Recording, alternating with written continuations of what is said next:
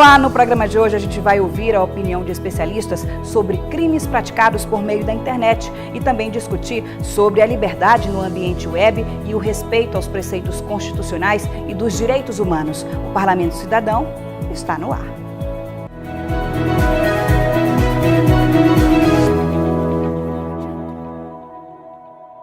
Se você é usuário de qualquer rede social, em especial o WhatsApp, muito provavelmente já recebeu mensagens com uma característica em comum: o tom alarmista, que geralmente só dissemina pânico. Ainda que cercado de boas intenções, o gesto de compartilhar boatos web afora pode ter consequências trágicas. No Maranhão, a polícia e a Secretaria Estadual de Direitos Humanos fazem um alerta para esse tipo de conduta. Afinal, para quem não sabe, publicar mentiras e boatos é crime.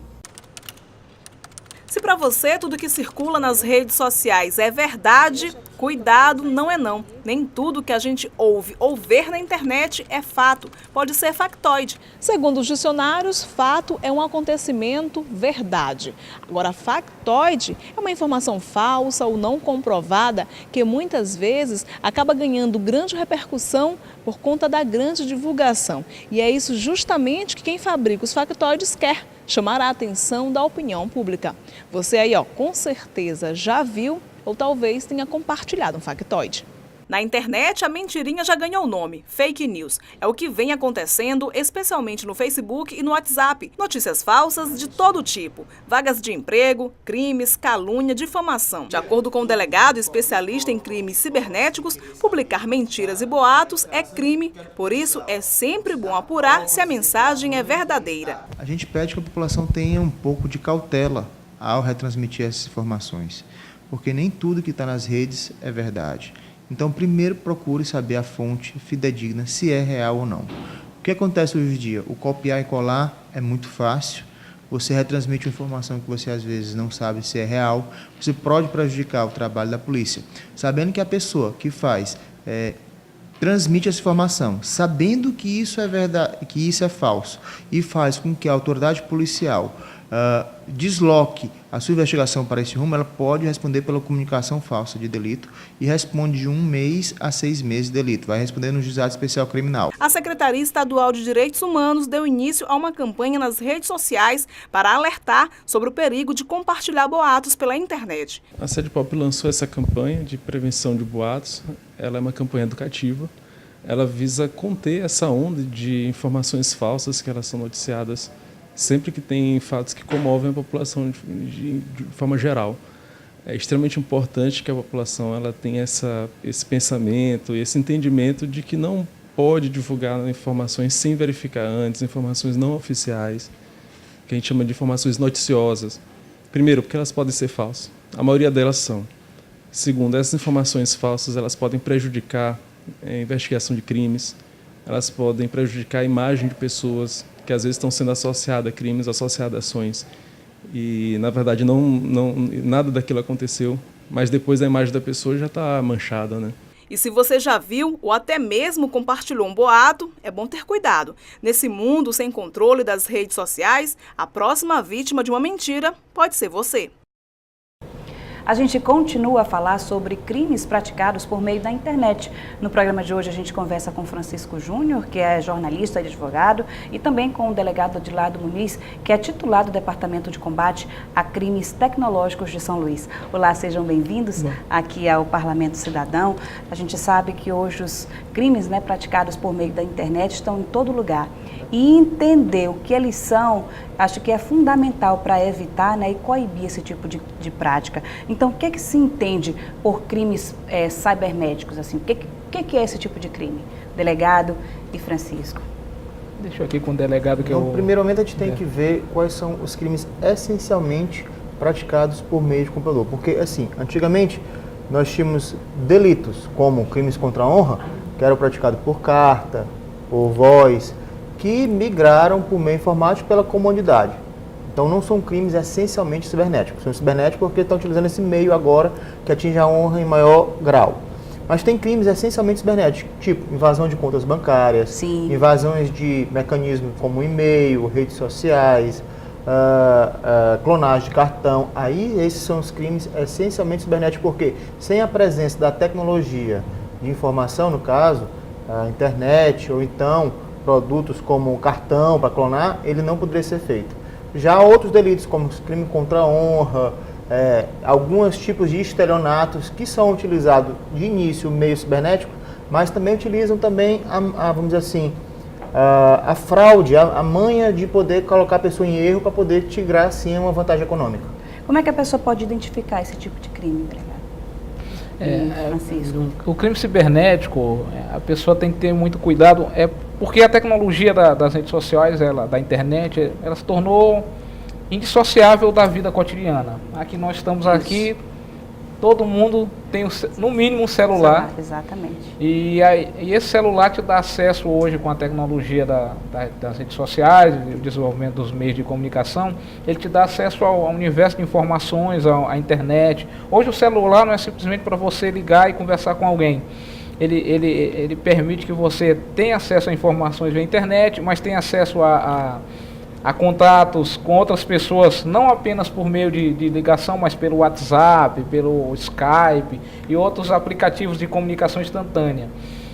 E, infelizmente, as pessoas não se dão conta de que esse aparelhinho que elas têm nas mãos, ele pode ser objeto de prática de crimes cibernéticos, né? Com consequências muito trágicas. Com consequências muito trágicas. Muita gente, por exemplo, hoje faz transação bancária no celular, né? Você baixa um aplicativo, faz a transação bancária no celular, mas o celular da pessoa não contém nenhum tipo de proteção para evitar que pessoas mal intencionadas entrem nos dados que ela armazena no celular e fiquem com acesso à senha da conta bancária dela. Às vezes, por exemplo, a pessoa está aqui com o celular na mão, aí ela está num grupo WhatsApp da família, aí alguém, olha essa foto aí a pessoa olha a foto, acidente, por exemplo, grave acidente, tragédia, eles mandam a foto, circulam nas redes sociais, aí a pessoa olha, aí no momento que ela clica nessa foto, se ela tiver com o celular dela desprotegido, ela já abriu o celular para o cybercriminoso ter acesso a todas as informações dela, aí automaticamente ela dá acesso à pessoa, ao celular. O que ela faz? Sem se tocar que tá num universo vulnerável, ela vai e faz a transação bancária. No mesmo celular que ela abriu no grupo da família, para ver aquela foto que vem com o Trojão, um cavalo de Troia, e outro vírus, outro elemento malicioso que entra no celular dela, ela acessa o banco e faz a transação, aí termina sendo lesada porque tiram o dinheiro dela e, infelizmente, o caso vai terminar virando um caso de polícia e o colega delegado que deve ter algumas situações dessa natureza, Por né? falar que a em pessoa caso... foi lesada, roubaram o dinheiro pelo celular, né? Por falar em caso de polícia, delegado, quais são as competências do departamento que investiga crimes tecnológicos de São Luís? É um departamento novo, delegado? Não, o departamento de combate a crimes tecnológicos foi criado juntamente com a Superintendência Estadual de Investigações Criminais, SEIC. Sim. A SEIC já tem mais de 15 anos, foi justamente já criado. Já passaram outros delegados por lá, como o Dr. Breno Galdino, que hoje é superintendente da capital, Sim. Dr. Laures, que já foi também delegado-geral, também já foi do departamento, Dr. Leonardo, que hoje é delegado-geral, também já foi do departamento de combate a crimes tecnológicos. E esse departamento ele vai lidar basicamente com crimes que sejam utilizados tecnologia, que sejam crimes que não seja de menor potencial ofensivo, tipo, nós temos casos de crime contra a honra e eu estou sendo injuriado pelas redes sociais. Esses casos que se dão por simples quebra de cadastros, porque é o seguinte, você pode estar sendo injuriado pelo WhatsApp. Isso é até difícil, às vezes, até a gente mesmo identificar se a gente está sendo vítima de um crime pela internet. Pois é, e aí, essa pessoa que está ali caluniando, lhe difamando pelo WhatsApp, por o WhatsApp utilizar uma linha telefônica, ela é simplesmente passível. Através do Marco Civil da Internet, a autoridade policial 2012. pode encaminhar um ofício à operadora e a operadora dá os dados cadastrais daquela linha. Então, você chegaria facilmente à pessoa. Então, você não vai precisar judicializar. Agora, já fatos que precisam ser judicializados, que a gente utiliza muito lá no departamento de representação telemática, justamente para pegar os dados de conexão, aí sim são competências do departamento e aí já ficam uma prova mais robusta. Por quê? Por exemplo, casos de crimes contra a honra, como nós estamos falando aqui, Sim. são crimes de menor potencial ofensivo. vão para o Juizado Especial Criminal. E já no Juizado Especial Criminal ele não vai caber prova elaborada, que é justamente uma prova que nós temos que fazer judicialização, nós temos que ter que representar telematicamente. São provas simples. Então, esses casos de menor potencial ofensivo são para as delegacias distritais. Já os casos mais elaborados, onde a prova técnica é mais robusta, o caso é nosso, e dependendo do caso, vamos dizer assim, tiver violência doméstica envolvida, nós auxiliamos, no caso, a Delegacia da Mulher, auxiliamos também a Delegacia do Menor Infrator. Então, todas as outras delegacias especializadas, nós damos apoios a elas. Se tiver um meio informático envolvido, alguma coisa via Facebook, Instagram, sendo utilizado para o delito do crime, tipo, acontece muito a mulher ser perseguida via Facebook, via Instagram, ter fotos sociais. Então, assim, a violência psicológica nesse meio, e aí a gente auxilia as delegadas da Delegacia da Mulher justamente nas representações. Quais são os outros tipos de exemplo, delegado, que a gente pode identificar aqui para o nosso telespectador, para que ele saiba e identifique que ele está sendo vítima de um crime pela internet? E assim, se a delegacia que ele pode procurar é, no caso, o Departamento de Combate ao Crime. No primeiro momento, ele pode fazer a ocorrência em qualquer delegacia. A ocorrência ele pode fazer em qualquer delegacia. Daí, no primeiro momento que ele tiver o atendimento na delegacia, ele é feita a ocorrência, se for um caso mais elaborado, a delegacia encaminha para o nosso departamento e a gente vai analisar. Agora, o que a gente pede mais, por exemplo, um fato que está acontecendo não só no Maranhão, que já diminuiu até um pouco, mas acontece no Brasil muito, é a fraude por meio de WhatsApp. Não é, vamos dizer assim, é quando a pessoa cancela o chip, puxa outro chip, começa a pedir dinheiro emprestado, como ele me falou, bota no grupo, uma mensagem, no caso botou um link para capturar dados, mas pode começar a pedir dinheiro emprestado. Nesse caso aí, é um caso que já fizemos uma prisão em 2016 de uma quadrilha, inclusive com uma pessoa da Vivo que trabalhava passando as informações, e chegou no nosso departamento e fizemos a prisão. Mas de lá para cá, de 2017 para cá, se intensificou esse delito fora do Estado, em outros estados das federações. E aí a gente pede até uma forma de auxílio que esse fato só pode ser feito porque o WhatsApp hoje em dia ele tem uma dupla verificação de segurança. Não sei se muita gente não sabe. Sim. Você instala o chip, você vai lá em configurações você pede uma dupla verificação. Com essa dupla verificação você coloca uma senha de 6 dígitos. Mesmo que você perda seu chip seja resgatado por outro mundo, ele só vai ser instalado se tiver essa senha. Se não tiver essa senha, não tem como pegar o seu WhatsApp. Hoje que um dia, o que o pessoal tem mais medo hoje é perder o WhatsApp, perder o Facebook e perder o e-mail, já que tem gente com e-mail com mais de 15 anos com o mesmo e-mail, né? Exatamente, no celular. Francisco, há uma procura nesses últimos tempos maior por advogados especialistas em direito digital? Como é que você avalia hoje essa incidência? É uma área do direito que ela é recente e é uma área que está crescendo a demanda justamente pelo aumento dos crimes, como o delegado falou, que há os crimes cibernéticos, que o elemento utilizado é a tecnologia, o cidadão invade o computador, o smartphone de alguém, rouba os dados bancários, né? Faz o que chama de phishing, né? Phishing scan. Bota lá uma mensagem, a pessoa clica e ele vai tirar os dados bancários da pessoa e movimenta a conta. E há também os crimes que são crimes que já existiam, mas que com a rede social potencializou a prática, que é a injúria, a calúnia, a difamação. O que aconteceu recentemente no caso dessa vereadora do Rio de Janeiro, por exemplo, Marielle, que o YouTube e o Facebook estão sendo intimados a retirar as notícias falsas sobre ela. Mas não é só uma pessoa, digamos, que tem uma certa visibilidade política que pode ser vítima disso. Claro. Existem casos, aqui mesmo, eu já acompanhei alguns, de pessoas que, por exemplo, são caluniadas e injuriadas, pessoas comuns, né? Um desafeto pega e começa a caluniar essa pessoa nas redes sociais, aí utiliza o WhatsApp, utiliza o Facebook, cria uma conta falsa, um fake. Então, esse tipo de demanda tem crescido muito. E a gente orienta, por exemplo, o delegado sabe bem que nessa questão a produção probatória é essencial para o trabalho da polícia, né? Que a pessoa reúne o maior número de provas possíveis. Exatamente. Por exemplo, se alguém lhe atacar pelo Facebook, você vai... Não basta só tirar o print da tela do computador, do celular, do smartphone, do note. Você tem que tirar o print e ir a um cartório e fazer uma coisa chamada ata notarial.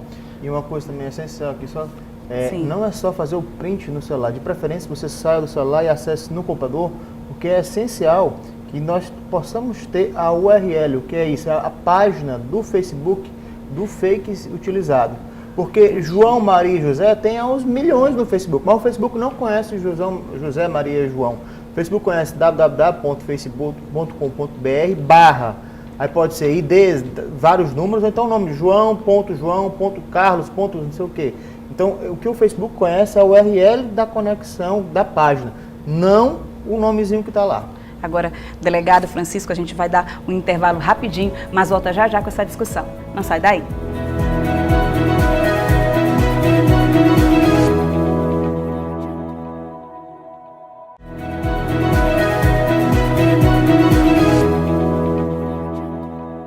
Olá, estamos de volta e o Parlamento Cidadão está discutindo a liberdade no ambiente web e o respeito aos preceitos constitucionais e dos direitos humanos. Quem está aqui com a gente é o Francisco Júnior, que é jornalista e advogado, e também o delegado Odilardo Muniz, que é titular do Departamento de Combate a Crimes Tecnológicos de São Luís. A gente já conversou um pouquinho no primeiro bloco e nesse bloco a gente volta a continuar sobre conversar sobre crimes praticados por meio da internet. A gente encerrou o bloco passado falando sobre algumas dicas e cuidados, assim, principalmente na questão da reunião de provas em casos de difamação, de injúria.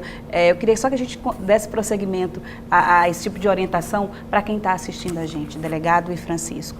Uma coisa que ele falou muito certo no bloco passado é justamente a questão de não... Hoje em dia todo mundo tem um smartphone. Isso daí, de mais ou menos uns 7 a 8 anos atrás até agora, antigamente nós tínhamos 3, 4 celulares com cada operadora, você tinha um celular com cada operadora. Sim. Com a democratização da internet, os planos de internet ficando mais baratos, então você aboliu os outros planos, ficou só com um celular e aí veio WhatsApp, Telegram e outros aplicativos de conversa.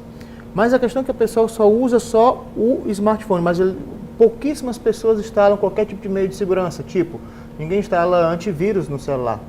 Coisa que o celular que você anda no bolso hoje é mais potente do que um Pentium K45 da IBM da década de 90. Muito mais potente. Naquela época nós já usava o Norton, já usava antivírus. Então a pessoa usa o celular, navega em qualquer site, até site pornográfico, baixa qualquer tipo de jogo sem saber de onde está baixando. O que ele falou uma coisa muito certa também, que hoje em dia o pessoal que faz, tem vamos dizer assim, uma pesquisa, o que menos a gente usa o celular hoje em dia é para falar. A gente usa para jogar, bater foto, acessar conteúdo, mandar mensagem e falar pouco. Mas, mais uma vez, a gente pede que você, quando você está com o celular, ninguém vê de que fonte, um jogo novo. Por exemplo, você dá o celular para a criança, enfim, jogue. Ele baixa o jogo que quiser. Já tive fatos de a mãe, de pessoas irem lá, olha, clonaram o meu celular, porque eu recebo essas mensagens aqui, eu fui dar uma olhada rapidamente, o filho tinha instalado um jogo, e o jogo tem chat, e chegava a mensagem para ela, se ela saber o que era um chat do jogo que o menino tinha instalado. Ela, isso aqui, coisa, tem vários jogos aqui que foram instalados, e jogos online, ela tinha conexão à internet todo o tempo no celular dela, e você tem que ter cuidado, porque o celular é uma coisa muito íntima, você dá o seu celular. E outra coisa, as pessoas às vezes compram um celular e elas não configuram o celular de inicial. Dá para uma terceira pessoa. Sabendo que se aquela pessoa tiver maldade, a alma de um celular, de um smartphone, é o e-mail que ela é cadastrada. A partir do momento que você instala aquele e-mail, você pode sincronizar fotos, vídeos, localização GPS, conteúdo de que está sendo pesquisado no Google, tudo. Inclusive, você falou agora de um ponto muito importante, delegado, que é o cuidado com a questão das crianças, né? Que hoje em dia todas as crianças têm acesso aí à internet. Falou aí, acabou de falar de uma situação, né, que uma criança baixou um jogo. Então, quais são os cuidados também para os pais, né, com relação aos filhos e ao uso da internet? Primeiramente, saber quantos anos a criança tem, né? Porque você tem que saber que tipo de conteúdo você vai dar para a criança, né? Criança com WhatsApp não é, vamos dizer assim, não é bem-vinda. Até adolescentes com WhatsApp, YouTube. O YouTube, de um tempo para cá, ele está sendo até mais rigoroso, com algumas publicações está bloqueando mais. O Facebook, caso você publique alguma foto, algum nude no Facebook, menos de 24 horas, o próprio Facebook tira do ar. Mas a questão é YouTube e baixar jogos onde há chats online. Por quê? Porque você pode estar conversando com uma pessoa no outro lado do mundo sem você saber quem é. Mensagem do Facebook também podem trazer uma criança de 10 anos de idade ter Facebook. Você tem que saber se aquelas crianças que estão no Facebook delas são realmente crianças. É isso mesmo.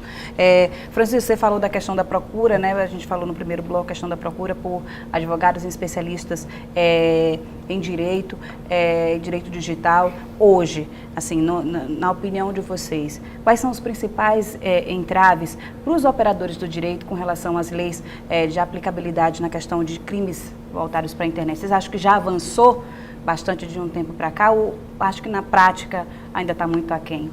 No caso da legislação, como se trata de delitos recentes, e o direito vai caminhando de acordo com as modificações no tecido social, a partir do início dessa década, da segunda década desse século, Sim. O legislador começou a se preocupar com essa situação, né?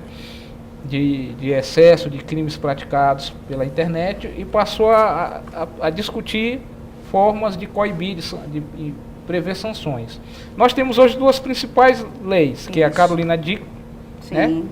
Por conta daquele episódio da atriz da Globo, que foi criada uma lei que positivou a punição ao delito de invasão de dispositivo eletrônico. E temos o que se chama de Constituição da Internet, que é o Marco Civil da Internet, que ele delimitou uma série de regras, né? Liberdade de expressão, neutralidade da rede, a questão do guarda de dados dos usuários, mas que ainda são, né?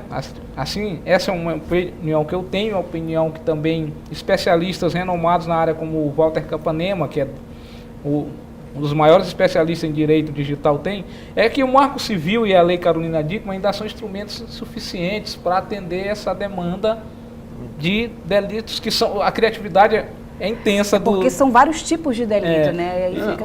e hoje, assim, o delegado até conhece essa situação. Se você não colocar no seu dispositivo uma proteção e a pessoa invadiu o seu dispositivo, a Lei Carolina Dickmann ainda não te protege, porque ela condiciona a mecanismo de segurança. Então ainda é uma lei que ela não te dá uma proteção tão ampla.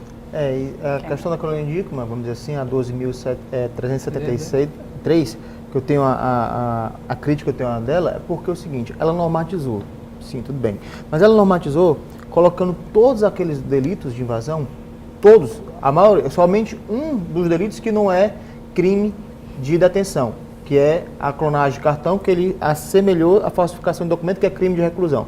Todos são de detenção. A partir do momento que são todos de detenção, no âmbito processual penal, me prejudica. Por quê? Porque a representação telemática que eu tenho que fazer, ele segue o mesmo trâmite de uma interceptação telefônica.